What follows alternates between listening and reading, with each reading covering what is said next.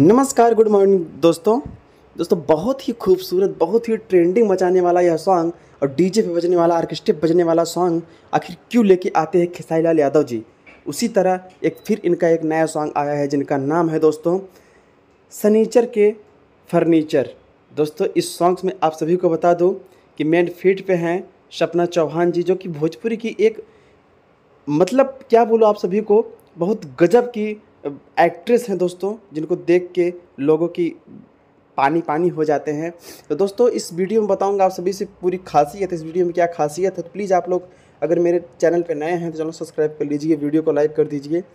और दोस्तों अगर आप लोग ट्रेंडिंग स्टार खेसारी लाल यादव जी के फ़ैन हैं तो एक प्यारा सा खेसारी लाल यादव जी के नाम एक प्यारा सा कमेंट दोस्तों ज़रूर करिएगा।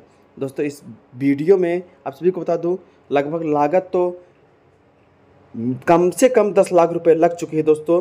और बाकी इस सॉन्ग्स में आपको एक नया रिएक्शन खेसारी लाल यादव जी को देखने को मिलेगा। तो प्लीज़ एक प्यारा सा कमेंट।